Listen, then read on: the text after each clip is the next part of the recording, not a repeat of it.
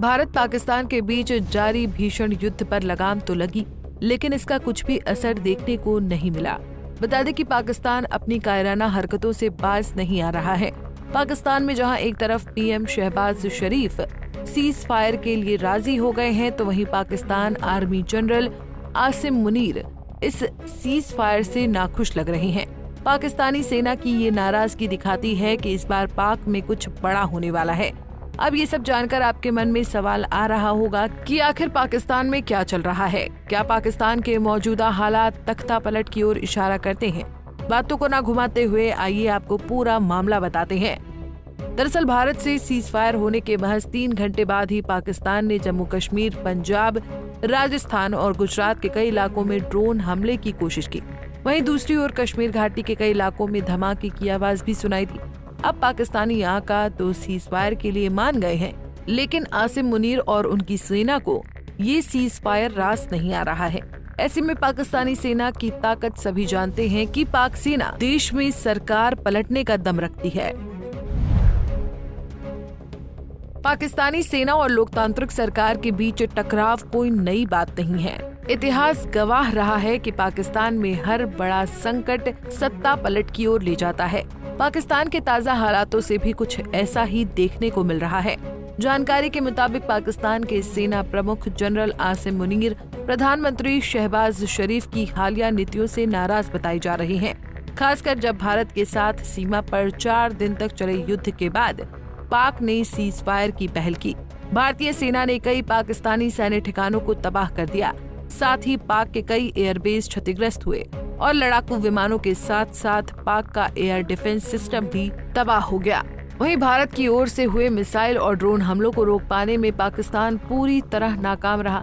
युद्ध में पराजय ने जनरल मुनीर की साख को नुकसान पहुंचाया है और अब वो जनता के बीच अपनी पकड़ बनाए रखने के लिए आक्रामक रणनीति चाहते हैं। लेकिन प्रधानमंत्री शरीफ द्वारा युद्ध विराम की घोषणा ने उनकी योजनाओं पर पानी फेर दिया। यही कारण है कि शरीफ ने राष्ट्र के नाम अपने संबोधन में जनरल आसिम मुनीर और सेना की खुलकर प्रशंसा की, यहाँ तक कि उन्हें सलाम तक किया।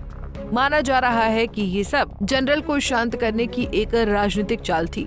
पाकिस्तान का जन्म एक ऐसे वैचारिक आधार पर हुआ था जो समय की कसौटी पर कभी भी टिक नहीं पाया।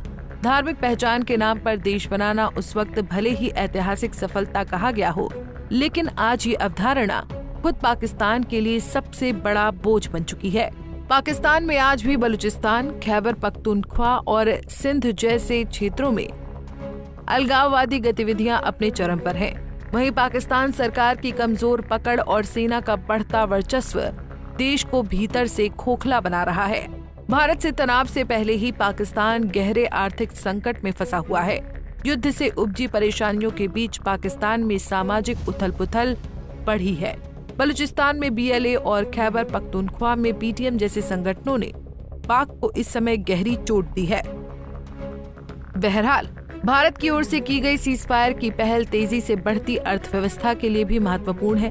भारत जानता है कि इस तरह के युद्ध भारत की तरक्की में रोड़ा उत्पन्न कर सकते हैं। साथ ही भारत ने आतंकियों को कड़ा जवाब भी दिया है। लेकिन भारत पाक के बीच ये सीज फायर पाकिस्तानी पीएम के लिए नई मुसीबत ला सकता है।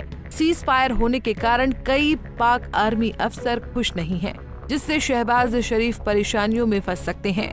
खैर, भारत ने पाकिस्तान के साथ कुछ शर्तों पर सीज फायर किया है। बता दें कि भारत ने इस मुद्दे पर साफ कहा है कि हमने अपनी शर्तों पर सीज फायर किया है। जानकारी के मुताबिक सीज फायर के बाद भी भारत पाकिस्तान के साथ सिंधु जल संधि को रद्द करने के निर्णय पर अब भी बरकरार है। भारत ने आतंकवाद की किसी भी घटना को भारत के खिलाफ युद्ध माना है। अब भारत की शर्तों का पाकिस्तान कितना मान रखता है, ये तो आने वाला समय बताएगा। Bureau report, Punjab Kesari TV. हमसे जुड़े रहने के लिए हमारे YouTube चैनल को सब्सक्राइब करें और नई वीडियो की नोटिफिकेशन के लिए बेल आइकॉन को दबाएं।